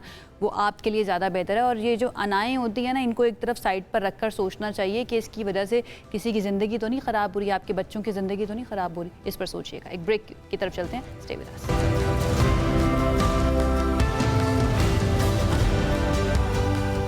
जी, ब्रेक के बाद आपको खुशामदीद कहते हैं। आज का दिन बड़ा इंटरेस्टिंग है क्योंकि भारत की तरफ से जो किया जा रहा है, हम सब जानते हैं कश्मीर के अंदर मामलात आपके सामने। आज यौम इस्तेहसाल कश्मीर भी है। ना पाकिस्तान के साथ ताल्लुकात अच्छे हैं और बांग्लादेश के साथ भी छेड़खानी एक मरतबा फिर से शुरू कर दी है। शेख हसीना वाजिद साहिबा जो है उनको प्लेटफॉर्म दिया गया है कि वो तकरीर करेंगे, तो उसके ऊपर काफ़ी वाजिद साहिबा को प्लेटफॉर्म दिया गया है। रिमेंबर आयशा, जब वो गई थी बांग्लादेश से, तो उस टाइम पे भी बहुत क्वेश्चनेबल सर्कमस्टांसेस थे, लेकिन झगड़ा फसाद अपनी जगह। हम लोग पाकिस्तान में बैठ के सिर्फ अमन की और उम्मीद की बात करते हैं और चाहते हैं कि अमन और उम्मीद कायम हो। आते हैं इस अमन और इस उम्मीद को लेके क्रिकेट की तरफ कि हमारे पास टीम्स की बेटर मैनेजमेंट के बेहतर रिजल्ट्स तेज़ी से सामने आना शुरू हो जाएं। पोर्ट ऑफ स्पेन का जो वेस्ट इंडीज़ के खिलाफ चल रहा मार्का, इसके बारे में बात करें तो दूसरे और आखिरी टेस्ट मैच के तीसरे दिन पाकिस्तान के खिलाफ दूसरी इनिंग्स में वेस्ट इंडीज़ ने 6 विकेटों पर 103 रन्स बना लिए और इसे 60 रन्स की बरतरी हासिल हो गई। इससे पहले वेस्ट इंडीज़ के 344 रन्स के जवाब में पाकिस्तान ने पहली इनिंग्स के अंदर 370 387 رنز بنائے تھے اور 387 رنز بنا کر پاکستان 43 رنز کی لیڈ میں تھا، برتری حاصل تھی۔ عبداللہ شفیق نے شاندار پرفارمنس کی، انہوں نے 160 رنز ناٹ آؤٹ بنائے، اور بابر اعظم آؤٹ ہو گئے لیکن 88 رنز بنائے انہوں نے۔ 88 رنز بنائے، اتنا کریڈٹ ہمیں دینا چاہیے کہ ایک طرف وہ کیپٹنسی بھی کریں اینڈ دین اچھا پرفارم بھی کیے۔ جی ویسٹ انڈیز نے پاکستان کے خلاف اب 43 رنز کے خسارے سے دوسرے اننگز کا کر دیا ہے آغاز۔ ساری سچویشن پر ہمیں انالیسس جاننا ہے، ہم یہ چاہتے ہیں کہ یہ سیریز اب جیت تو پاکستان نہیں سکتا لیکن برابر ہو جائے، کیونکہ پہلا پاکستان ہار چکا تھا ٹیسٹ۔ ہمارے ساتھ اس وقت موجود ہیں توصیف احمد صاحب جو کہ فارمر ٹیسٹ کرکٹر ہیں، اکثر ہمارے شوز کا حصہ ہوتے ہیں، کسی تعارف کے محتاج نہیں ہیں، ان کی طرف چلتے ہیں۔ بہت شکریہ توصیف صاحب ہمیں جوائن کرنے کے لیے۔ سب سے پہلا میرا سوال یہ 60 رنز کی برتری حاصل ہو چکی ہے، کتنا کوئی ویسٹ انڈیز کر لے سیکنڈ اننگز کے اندر جو پاکستان کے لیے پرابلم کریٹ کر سکتا ہے؟ لوگ تو یہی سوچ رہے ہیں کہ کہیں 150 نہ ہو جائے، ہم بہت مشکل ہے، مگر مجھے تو بہت اب اس سے زیادہ خراب نہیں ہو سکتا جو ہم پہلے کر چکے ہیں، آئی تھنک میرا خیال ہے۔ اور ہمیں کریڈٹ دینا پڑے گا اپنی بیٹنگ کو، اوپر کی بیٹنگ کو خاص طور پہ، کہ عبداللہ شفیق، اور آپ نے بابر اعظم کی بات کی، پھر اذان اویس کی بات کروں گا، ینگسٹر ہے، بہت عمدہ کھیلے، نیا گیند تو وہی فیس کرتے ہیں، تو بہت زبردست کرکٹ کھیلی ہے۔ ایک خوشی کا دن، آئی تھنک آج لنچ کا تھوڑی سی دیر بعد ہو جائے گا، لیکن وہی والی بات ہے کہ خدشہ تو رہتا ضرور ہے، لیکن بینگ اے کرکٹر میں ہو کچھ بھی سکتا ہے، لیکن میں پوری امید ہوں کہ ہم ایک اچھا جو ہے وہ لے کے انگلینڈ جائیں گے، تاکہ جو ہے پلیئروں کے مورال ہائی رہیں۔ تو اس لحاظ سے میں سمجھتا ہوں کہ کچھ پرابلمز ابھی بھی جو اس کا ڈسکس کرنا ضروری ہے، کہ ہماری مڈل آرڈر اگین، ہمارے سینئر رضوان لے لیجئے یا اور ہمارے سینئر نے، وہ آئی ایم سوری بہت ہی خراب کرکٹ کھیلی انہوں نے، ورنہ ہم یہ جو ہم پہ ابھی 60 رنز ہوئے ہوئے ہیں، ہم شاید اس سے پہلے سب کچھ کل ہی ختم کر چکے ہوتے اگر لیڈ ہماری ہو جاتی تو۔ آئی ہوپ اللہ کرے یہ خوشی کا دن آئے ہمارے پاس کرکٹ، کیونکہ جو ویسٹ انڈیز کے کوچ ہیں ان کی طرف سے بھی کہا گیا 150 ہو جاتے ہیں تو ہم کمپیٹیٹیو کر لیں گے سیکنڈ اننگ کے اندر بھی میچ کو۔ 150 کی کیا یہ سمبولک ویلیو ہے؟ رنز تو رنز ہوتے ہیں ضرور ہیں، لیکن اب ایسا بھی نہیں ہونا چاہیے۔ ہاں وہ کنڈیشن کو دیکھ کے کہہ رہے ہوں گے، اس لیے کہ کنڈیشن جو ہے وہ پچ جو ہے وہ ذرا تھوڑا سا ویئر اینڈ ٹیئر کھیل رہی ہے، اور میرا خیال یہ دیکھتے ہوئے انہوں نے یہ چیز کہی ہے۔ اور لیکن ان کے پاس اسپن اٹیک ایک ہی ہے، اور اس نے بھی 40-50 اوور کیے ہیں جو ہمارے ہاں پاکستان میں ہمیں کافی مشکلات ڈال کے گئے تھے۔ لیفٹ آرم اسپنر ان کے 6 آؤٹ کیے ہیں، مگر بالنگ بھی بہت لمبی کی ہے، فاسٹ بالنگ ہے ضرور ان کی، بٹ 100-150 رنز کا جو ہے سچ میں تو نہیں سمجھتا۔ بہرحال ہمارا ماضی میں بڑی خراب کچھ ہوا ہے تو اس لیے ہے، اور وہ لوگ بھی پریشر ڈالنا ہے، ظاہر ہے کوچ کا کام کیا ہے، وہ یہی ہے کہ آپ جو ہے دوسرے کی ٹیم کو جو ہے اس کا مورال نیچے گرائیں، تو ایک یہی وجہ ہو سکتی ہے، ورنہ میں نہیں سمجھتا کہ کوئی ایسا بہت بڑی آپ کی 7-8 تک بیٹنگ ہے۔ ہاں آپ اوپر سے آپ رنز کرنا ضروری ہے، بھائی میں تو نیچے والوں پہ ابھی بھی افسوس ہی کر رہا ہوں، وہ ڈیبیو جنہوں نے کیا ہے بھائی ہمارے جو ہیں انہوں نے، ہمارے سکوں کا بھی پتہ نہیں چلتا نا توصیف صاحب، کبھی بھی سکے جو ہیں میں توصیف صاحب اسی عائشہ کی بات کو، سکوں والی بات کو ڈیولپ کرنا چاہتا ہوں کہ ہمارے سکے کبھی بھی چل سکتے ہیں، ان ایکسپیکٹڈ سے ہے۔ اب 43 رنز نیچے سے آتا ہے، ویسٹ انڈیز شروع کرتا ہے، اور پھر اس کے بعد پویلین لوٹنا شروع ہو جاتے ہیں سارے کھلاڑی، اس کے سوچ کے تو آیا ہوگا کہ نہیں اس دفعہ میں نے ٹکنا ہے۔ بالرز نے اچھا پرفارم کیا اس فیز کے اندر، تو اگر بالرز کی پرفارمنس کو آپ دیکھیں تو آپ کتنا سیٹسفائیڈ ہیں لڑکوں سے؟ بہت زیادہ اور خاص طور پہ ساجد کی، دیکھیے ایک ہوتا ہے یہ لوگ، میں ابھی پھر کہتا ہوں عبداللہ شفیق ان کو پیچھے باہر کر دیا تھا، آپ اپنے ساتھ کیوں بینچ خالی رکھتے ہیں؟ 2-3 پلیئر بینچ پہ بٹھا کے رکھے ہیں، ٹھیک ہے پرفارمنس نہیں ہوئی اپنی جگہ، لیکن ان کو پائپ لائن میں تو رکھیں۔ ابھی گریڈ 2 میں انہوں نے رنز کیے ہیں تو آپ نے ان کو بلا لیا ہے یہاں پر، اور اب خدا نہ خواستہ کچھ اور کریں گے تو کیا پھر ہٹا دیں گے؟ یہ ہمارے یہاں پرابلم ہے۔ اور جہاں تک بالنگ کی آپ نے بات کی، ساجد کو انہیں پہلے ٹیسٹ میں بھی کھلانا چاہیے تھا، ایکسپیرینس بالر ہے اور یہ لمبی بولنگ کرتے ہیں، نظر آ رہا ہے سارا کچھ، اور اس ٹیم کے خلاف تو خاص طور پہ جو ہے ضرور اسپنرز کھیلنے چاہیے، اور آپ کھلا کے بڑی مہربانی کی ہے. میں تو یہ کہتا ہوں توصیف صاحب مجھے ایسا لگتا ہے کہ ہم اتنا کریڈٹ دے نہیں پاتے ہیں, اسپیشلی اگر میں صرف ساجد کی بات کروں. ساجد کو جب بھی کھلایا انہوں نے بہت اچھا ٹیسٹ کے اندر پرفارم کر کے دکھایا ہے.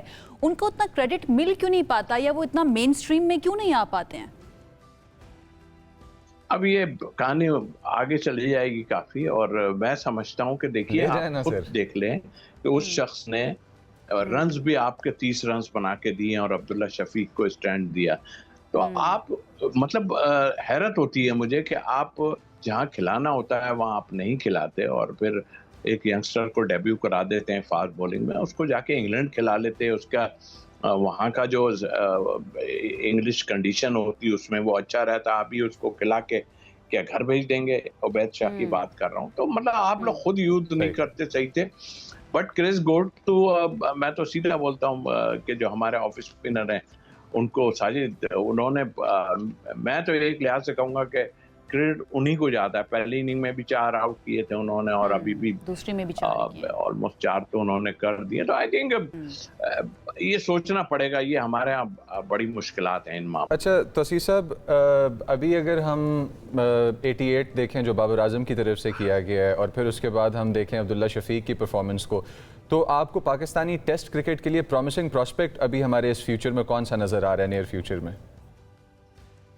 دیکھیے اذان اویس جو ہے یہ بہت اچھا لڑکا ہے. اس کے 3 سال پہلے میرے ساتھ, یہ میں پی سی بی میں تھا تو میرے ساتھ بنگلہ دیش گئے تھے. بہت زبردست پرفارمنس انہوں نے کی ہوئی ہے, اور نظر بھی آتا ہے. دیکھیے ایک ینگسٹر کے لیے بالکل ینگ لڑکا ہے, اور وہ آن کے جو ہے جس طرح کی کرکٹ کھیل رہا ہے, تو آئی ہوپ کہ ان کو یہ نہ ہو کہ اس کو بھی کہیں 1-2 اننگ اس کی خراب جاتی ہے تو اس کو بھی اسی اس میں پہنچا دیں. پھر عبداللہ فضل جو بیمار ہوئے ہیں, جو کہہ رہے تھے, آپ ان کو ساتھ رکھیں اس میں آپ, لیکن کر ہمارے سینئر زیادہ رہیں. اسی نے خوشی ہوتی ہے کہ جونیئر اگر کوئی کرتا ہے, کیونکہ دیکھیے نا پریشر تو پڑے گا نا, جب جونیئر کرے گا تو سینئر کے لیے مصیبت کھڑی ہونی ہے.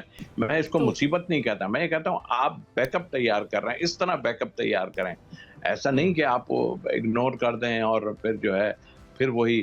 تو اس کو میں تھوڑا سا ابھی اتنے اچھے ٹائم میں شبھ بولنا چاہیے کہ بھائی پاکستان کو سوچنا چاہیے کہ اب ہمیں ٹیم بنانی ہے.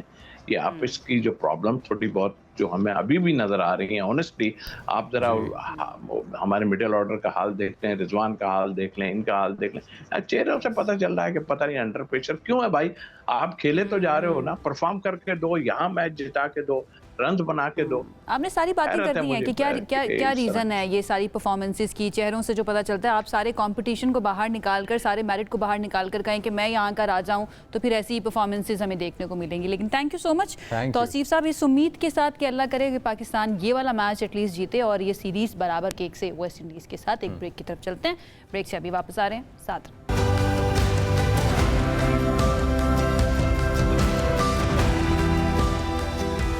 Welcome back from that break. اور ویورز, دل خوش ہوتا ہے کہ جب ہم دیکھتے ہیں ہمارے بچے جو ہے وہ سیف ہینڈز میں, اور دل ٹوٹتا ہے کہ جب ہم دیکھتے ہیں کہ یہ معصوم ننھے فرشتے ایسے حالات کا سامنا کر رہے ہیں کہ جس کو یہ خود اکیلے سالو نہیں کر سکتے. پاکستان میں لاکھوں بچے ایسے ہیں جو غربت, وسائل کی کمی یا مشکل گھریلو حالات کی وجہ سے معیاری تعلیم تک رسائی حاصل نہیں کر سکتے, پہنچ نہیں سکتے, یا مزدوریوں میں انوالو ہو جاتے ہیں, بنیادی سہولیات سے محروم رہ جاتے ہیں. اور ایسے بچوں کے لیے اور پسماندہ خاندانوں کے لیے پاکستان چلڈرن ریلیف فرنٹ یعنی کہ PCR تعلیم کو یتیم بچوں تک پہنچانا, یتیم بچوں کی کفالت کرنا, آپ کے فنی اور دوسرے جو تمام تر ہمارے پاس ایریاز ہیں ایجوکیشن کے, ان کو ان تک لے کے آنا, اور پھر اس کے بعد ہنگامی امداد سمیت مختلف پروگرامز ایسے ہیں کہ جو ٹیکنیکل, نان ٹیکنیکل اور ان کی زندگی میں ہیلپ کرنے والے ان تک پہنچائے جاتے ہیں. عائشہ, آپ کا دل کتنا خوش ہوتا ہے جب آپ دیکھتے ہیں کہ درجنوں اور سینکڑوں بچوں کی مدد اس طریقے سے کی جا رہی ہے؟ بالکل ایسا ہی ہے. ایک اگر شخص کامیاب ہو چکا ہے نا ایک کنٹری کے اندر, ایک معاشرے کے اندر, تو یہ اس کا قرض ہے کہ وہ معاشرے کو واپس کیا لوٹاتا ہے. یہ ادارہ قائم کرنے والے اور اس کی جو روحیں رواں ہیں, انہوں نے یہ قرض ادا کیا, اور آج ہمارے ساتھ بھی موجود ہیں شاہد حیات صاحب, executive director Pakistan children relief PCR ہمارے ساتھ موجود ہیں. ان کو ویلکم کریں گے. السلام علیکم. وعلیکم السلام. اللہ کا شکر, الحمدللہ. بہت شکریہ ہمیں جوائن کرنے کے لیے. سب سے پہلے تو بہت نیک کام ہے ماشاءاللہ سے, اللہ تعالیٰ نے آپ کو یہ توفیق دی اور آپ بھی اپنی ذمہ داری سے پیچھے نہیں ہٹے. پلیز ذرا بتائیے گا اس ادارے کے بارے میں, کب سے کام کر رہا ہے, कितने बच्चों की अभी तक मदद कर चुका है, कितने बच्चों तक तालीम के बुनियादी जो हैं एस्पेक्ट्स उन तक आप पहुंचा चुके हैं? ये इदारा हमने 2019 में इस प्रोग्राम को शुरू करने का इरादा किया था, और उससे पहले हमारी जो टीम थी कुछ दोस्तों ने मिलकर कि पाकिस्तान के अंदर मसाइल जो हैं उसका हल क्या है, कि तब्दीली जो है वो किस तरह लाई जा सकती है। तो उसका जो बैकग्राउंड था उस पर हमने बाकी डिस्कशन के बाद ये कंक्लूजन किया कि तालीम ही एक ऐसी नेमत है कि जिसके ज़रिए से कौमों की तकदीर बदली जा सकती है।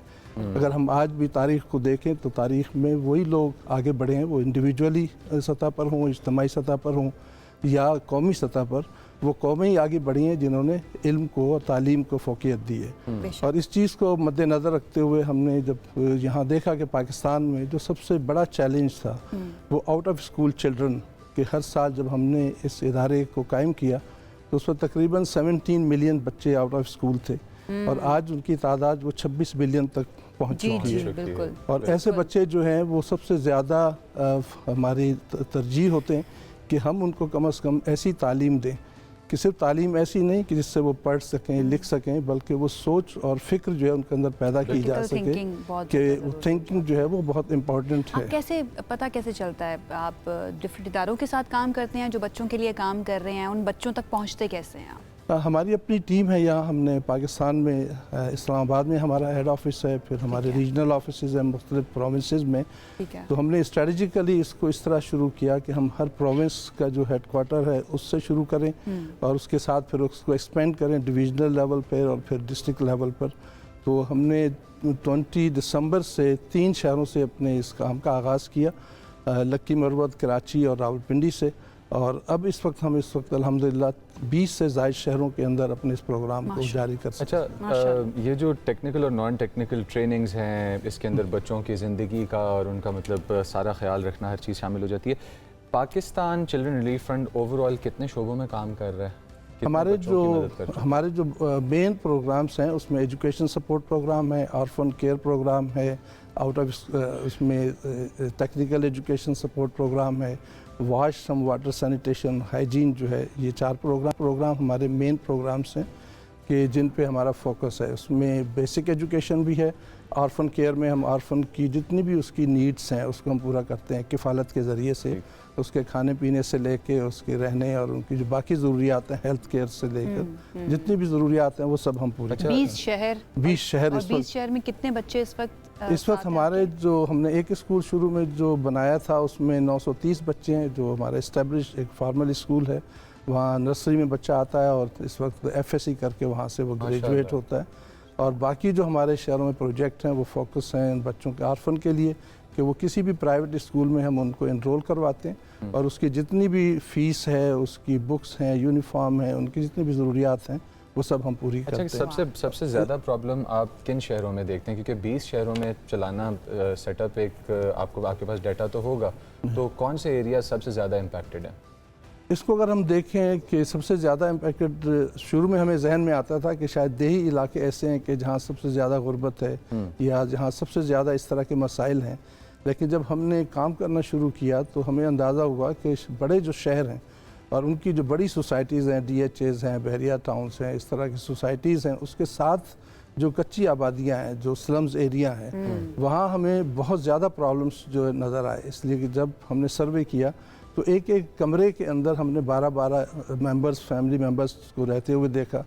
हमने उन ख़वातीन को देखा कि जो घरों पे काम करती थीं और सुबह वो लॉक करके अपने बच्चों को घर पे जाती हैं और शाम को जब वो वापस आती हैं तो उनको अनलॉक करती हैं। और वो बच्चे सबसे ज़्यादा मैं समझता हूँ कि वल्नरेबल हैं, डिज़र्विंग हैं कि जिनकी जो है हेल्प की जाए। तो ऐसे बच्चे जो हैं वो बड़े शहरों में हमें बहुत ज़्यादा मिलते हैं, कराची हो, लाहौर हो, रावलपिंडी है, पेशावर या कोयटा। अच्छा, आप अंदाज़ा लगाएं कि जो हालात बता रहे हैं, इंसान का तो ऐसी ज़िंदगी जीने में इसीलिए तो 2.7 मिलियन अभी तक स्कूलों से बाहर है। सर शाहिद साहब, हमारा आइन कहता है बुनियादी हक है तालीम देना। आपको क्या लगता है या आपकी वर्किंग जितना आपने अभी तक काम किया है, बुनियादी चैलेंजेस क्या हैं जिसकी वजह से बच्चे अभी तक दूर हैं तालीम से? सबसे बुनियादी काम तो हम सब जानते हैं कि ये गवर्नमेंट और स्टेट लेवल का काम है कि उसको ये हक काम करना चाहिए, لیکن میں سمجھتا ہوں کہ جب اس وہ کام نہیں کر سکتی کسی بھی ریزن کی وجہ سے، ہم اس میں نہیں جانا چاہتے، لیکن جو کمیونٹی ہے یا سوسائٹی ہے اس کی ذمہ داری ہوتی ہے کہ وہ اس کو لے کر چلے۔ اب یقیناً اس میں بہت ساری آرگنائزیشن اس میں کام کر رہی ہیں، ایک تو ان کے درمیان کوآرڈینیشن جو ہے وہ بہت ضروری ہے، جو لیک کرتی ہے اس وقت اگر ہم دیکھیں کہ ان کے آپس کی کوآرڈینیشن جو ہے اس میں بھی ہر ایک کا اپنا اپنا ایک ویو پوائنٹ آف ویو ہے جس کی وجہ سے اگر بالفرض میں یا ہمارے ویورز عائشہ ہم لوگ پارٹیسپیٹ کرنا چاہتے ہیں اس مشن میں کہ بچے اسکول جائیں پڑھیں، ہم لوگ کس طرح سے اپروچ کر سکتے ہیں، ہم لوگ کس طرح سے ہیلپ کر سکتے ہیں؟ کتنے درکار ہوتے ہیں فنڈز اگر ہم سالانہ بات کریں، اور کیا اپیل کریں گے آپ دیکھنے والوں سے؟ ہم جو ہے اس وقت بالکل لو اس کے ساتھ ایکسپینس کے ساتھ ہم ایک بچے کو ایجوکیٹ کر سکتے ہیں۔ جو ہمارا بیسک لرننگ سینٹر ہے جہاں ہم پرائمری ایجوکیشن دیتے ہیں بچے کو، اس کی جو منتھلی کاسٹ ہے اگر میں ڈالرز میں کہوں تو $5 پر چائلڈ پر منتھ ہے، اور صرف $5 سے ہم ایک بچے کو پرائمری ایجوکیشن دے سکتے ہیں، اس میں ہم ہیلپ آؤٹ کر سکتے ہیں۔ پھر ایک یتیم بچہ جو ہے اس کی کفالت، اس میں جتنی بھی یہ ضروریات ہیں بنیادی اس کی، ہم صرف $40 ہر ماہ کی ڈونیشن سے ان کی ہیلپ کر سکتے ہیں، وہ $480 جو ہے پر ایئر ہوتی ہے، لیکن اس میں کمٹمنٹ کی زیادہ ضرورت ہے، بجائے اس کے کہ ہم ون ٹائم ڈونیشن دیں، بلکہ ہم اس کے اندر کنسسٹنسی جو ہے اور کنٹینیوٹی جو ہے وہ بہت ضروری ہے کہ ہم اس بچے کو اڈاپٹ کریں، اس کو اپنے ساتھ۔ دیکھنے والوں کو کیا کہیں گے آپ؟ میں اپنے ناظرین سے یہی کہوں گا کہ وہ پاکستان چلڈرن ریلیف کی ویب سائٹ کو وزٹ کریں، pakcr.org، وہاں وزٹ کریں، وہاں ہمارے دوسرے پروجیکٹس بھی ہیں ان کو بھی وزٹ کریں تاکہ ہم پاکستان کو ایک بہتر مستقبل دے سکیں، ایک پاکستان، ایسا پاکستان جو ترقی یافتہ ہو، جہاں مسائل سے ایسے بچے خاص طور پر جو تعلیم سے دور ہیں، اور اس تعلیم کے ذریعے سے ہم اپنے ملک کو جو ہے آگے بڑھا سکتے ہیں۔ اس سے ہماری سنجیدگی کا بھی پتہ چلے گا کہ ہم اپنے مستقبل کو لے کر کتنا سنجیدہ ہیں۔ یہ 2.7 ملین 27 لاکھ بچے جو ہیں نا، یہ پاکستان کے مستقبل کا حصہ ہیں، ان کو ہم نظر انداز نہیں کر سکتے۔ شاہد صاحب تھینک یو سو مچ، بہت بہت شکریہ ہمیں جوائن کرنے کے لیے۔ جتنے بھی دیکھنے والے ہیں آپ اس کار خیر میں ضرور حصہ ڈالیے، کیونکہ اس سے آپ کو خوشی نہ صحیح اطمینان ضرور ملے گا، دل کی تسلی ضرور ملے گی، اور آپ کو یہ احساس ہوگا کہ آپ نے کچھ کیا ہے، کچھ ریٹرن کیا ہے معاشرے کو۔ ایک بریک کی طرف جاتے ہیں، بریک سے ابھی واپس آ رہے ہیں، ساتھ رہیے۔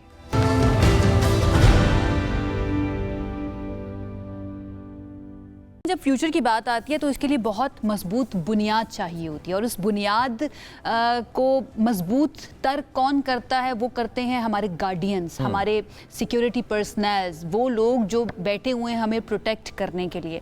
میں بات کرنے لگی ہوں، کل ملک بھر میں یوم شہدائے پولیس منایا گیا ہے، جو ان بہادر افسران اور اہلکاروں کی قربانیوں کو خراج عقیدت پیش کرنے کا دن ہے جنہوں نے عوام کے جان و مال کے تحفظ، امن و امان کے قیام، ایٹ دا سیم ٹائم دہشت گردی کے خلاف جو جنگ ہے اس کے اندر اپنی جانیں قربان کی ہیں۔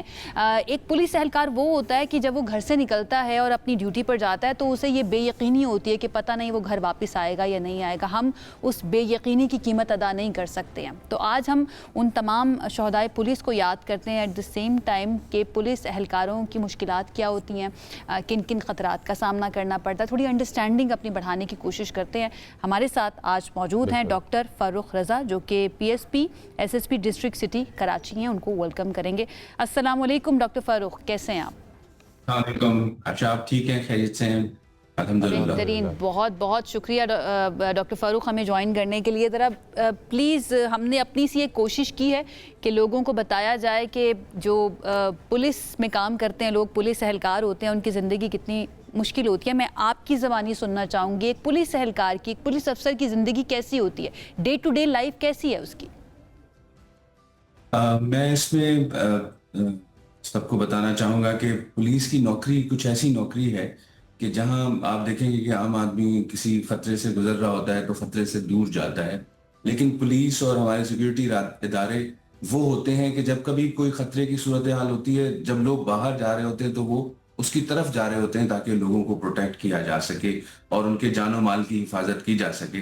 اور اسی وجہ سے مختلف اوقات میں بہت سارے پولیس افسران اپنی جانوں کا نذرانہ بھی پیش کر دیتے ہیں، اور اس کے بعد جو ہے وہ ان کی اولاد ان کے پیچھے جو ہوتے ہیں وہ ایک کرب سے گزرتے ہیں. لیکن میں نے یہ اپنی سروس میں 17 سال کی سروس میں محسوس کیا ہے کہ سیکیورٹی ادارے, پولیس افسران, فوج, جتنے بھی لوگ ہیں ان کے جو بھی لواحقین ہوتے ہیں ان کو اس چیز پہ فخر ہوتا ہے کہ انہوں نے اپنی جان کے نذرانے پیش کیے اور اس ملک و قوم کی خدمت کی.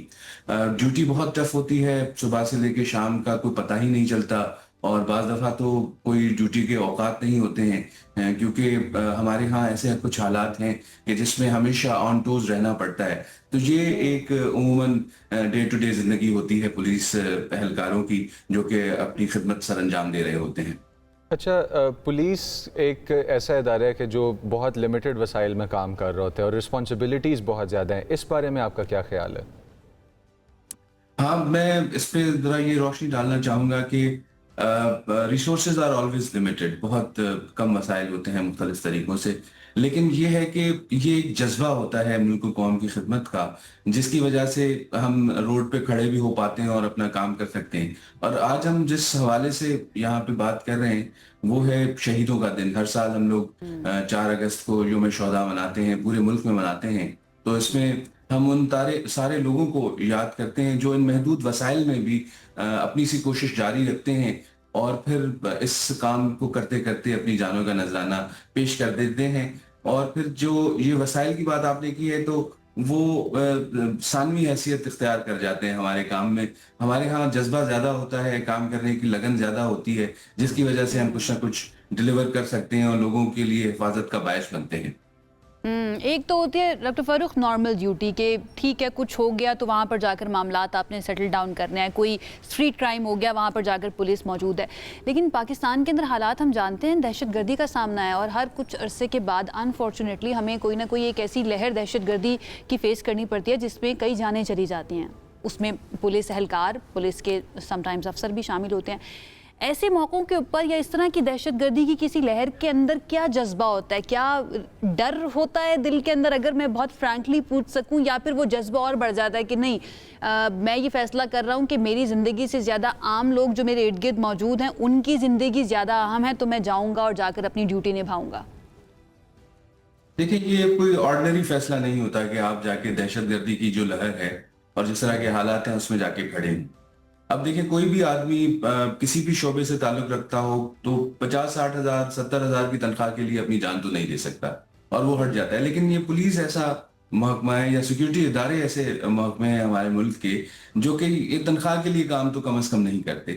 یہ آتے ہیں اس نیت سے, اور بیسیکلی یہ ہم لوگ کہتے ہیں کہ پولیس یا سیکیورٹی کا جو کام ہے وہ ایک لائف سٹائل ہے اور اس میں ہر آدمی فٹ نہیں آتا. اور میرے خیال میں اس میں جو سلیکٹ بھی ہوتا ہے تو وہ خوش نصیبی ہوتی ہے کہ وہ آپ اس طرح کا کام کرنا چاہتے ہیں.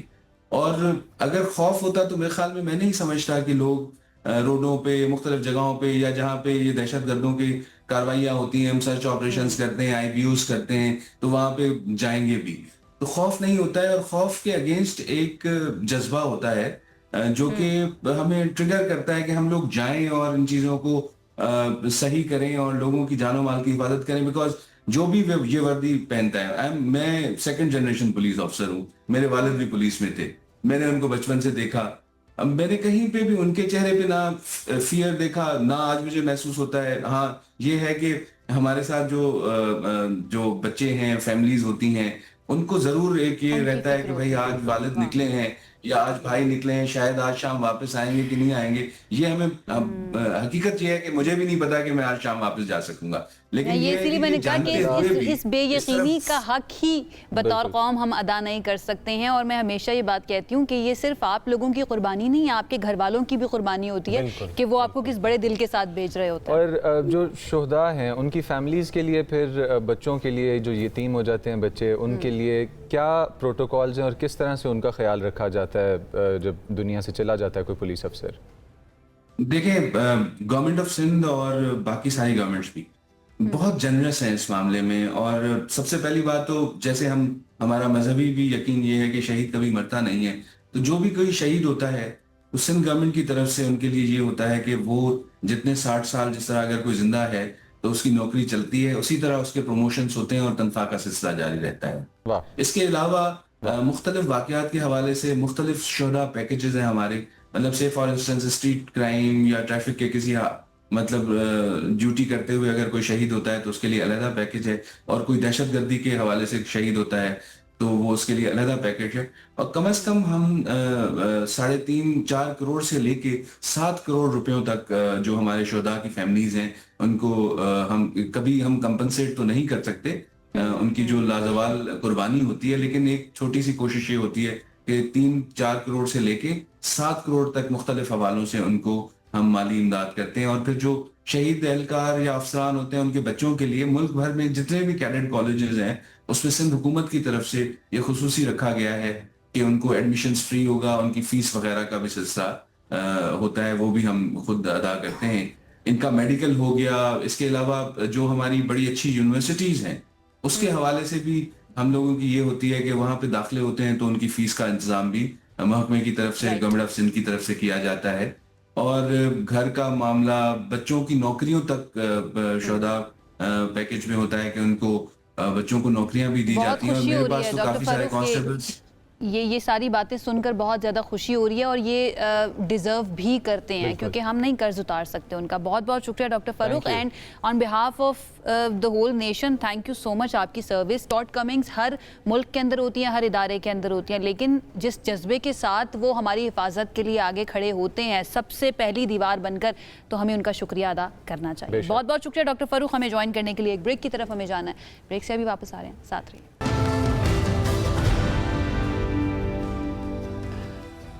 ویلکم بیک ویورز, اور آپ کو کرتے چلیں اپ ڈیٹ کچھ شارٹ نیوز کے ساتھ, اور وہ یہ ہے کہ اوپن اے آئی کے بعد اب ایک اور اے آئی کمپنی کے ایک اے آئی ماڈل نے وہی کیا ہے کہ جو کچھ دن پہلے ہم نے آپ کو بتایا تھا, دیٹ از اپنے سیف اینڈ سیکیور انوائرمنٹ کو توڑ کر انٹرنیٹ تک پہنچ گیا کمزوریوں کو ایکسپلوئٹ کرتے ہوئے. اور ہوا یہ ہے کہ اینتھروپک نے اپنے اندر جانچ پڑتال شروع کی. اوپن اے آئی کمپنی کا جو ٹیسٹ ماڈل ہے وہ نکل کے اس نے ہگنگ فیس میں ہیک کرنے کی کوشش کی, جس کے بعد یہ نیوز میڈیا پہ پھیل گئی. اس کے بعد جانچ پڑتال جب کی اینتھروپک نے بھی, جو کہ ایک اور کمپنی ہے, تو ان کو بھی یہ پتہ چلا کہ ان کے پلیٹ فارم سے بھی نکل کر ان کا ٹیسٹ کے انڈر جو اے آئی تھا وہ انٹرنیٹ تک رسائی حاصل کر گیا, اور اس نے بھی یہ کامیاب ہیکنگ ایکسپیریمنٹس کیے.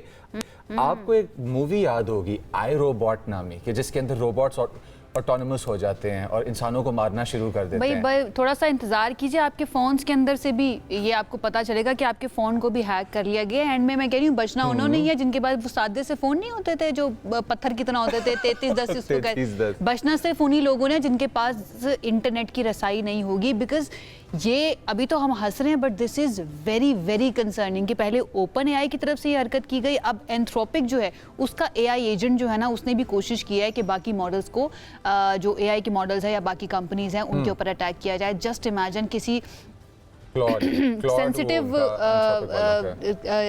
ادارے تک پہنچ جائے تو پھر کیا کیا جائے گا, اس کے اوپر ہمیں سوچنا پڑے گا. میں انفارمیشن میں اضافہ کرتا چلوں, یہ جب اے آئی ماڈلز ہیک کرتے ہیں نا عائشہ, تو انٹرسٹنگ بات ان کمپنیز ہیں جب ان کو پتا چلا کہ یہ ہیک ہو رہا ہے, تو اس کے اندر یہ سامنے آیا کہ یہ اپنے ٹریلز اس طرح کے بناتے ہیں کہ کمپیوٹر ریڈ نہیں کر سکتا کہ کوئی ایکسٹرا فائل کریٹ ہو رہی ہے یا نہیں ہو رہی. لیکن جو چیزیں کریٹ ہو رہی ہیں اور ریکارڈ ہو رہی ہیں وہ آپ کو بتا دیتے ہیں. یو اے ای کے اندر کیا ہو رہا ہے, 2 روبوٹس جو ہیں نا وہ شادی کے بندھن کے اندر بھٹ گئے ہیں. اب لوگ اس کو دیکھ کر بڑا مسکرا رہے ہیں, ہنس بھی رہے ہیں, لیکن اس کو دیکھ کر نا مجھے ڈر لگ رہا ہوتا ہے کہ کیوں ہم یہ نارملائز کرتے جا رہے ہیں چیزیں. لیکن بہرحال آپ تک پہنچانی خبر, یہ ہیومنائڈ روبوٹ ہے, اس کا نام ہے بوسنیدا. اس کی 1 اگست کو موزا نامی روبوٹ کے ساتھ شادی ہوئی ہے. بوسنیدا جو ہے وہ سوشل میڈیا پر بہت زیادہ وائرل ہونے والا ایک ہیومنائڈ روبوٹ ہے, جو عموماً ہمیں نظر آتا ہے اپنے وہی مقامی روایتی لباس کے اندر. اب اس کو تیار کیا گیا دولہے کی طرح, اور اس کی جو دلہن تھی وہ بھی ایک دلہن کی طرح بائی کے اندر تیار. کیوٹ تو وہ لگ رہی ہے, لیکن I mean this is not funny. مجھے ایسا لگتا ہے کہ this is not funny. ایک شادی جو ہے نا بڑا ہی وہ مقدس رشتہ ہے اللہ تعالیٰ کی طرف سے, اس کو ٹیکنالوجی کے اوپر اس طرح سے استعمال کریں, اس کے اوپر ہمیں سوچنا چاہیے, بہت زیادہ ضروری ہے. لیٹس ہوپ کہ ہم اپنی ہیومننس کے اوپر کام کریں, اپنی آدمیت کو محفوظ کرنے کے اوپر کام کریں, کیونکہ اب وقت آ چکا ہے کہ ہماری آدمیت کو خطرہ ہے. اس کے وقت ہو چکا ہے ختم ہمارے شو کا. انشاءاللہ آپ سے کریں گے دوبارہ ملاقات. اپنا بہت خیال رکھیے. اللہ حافظ.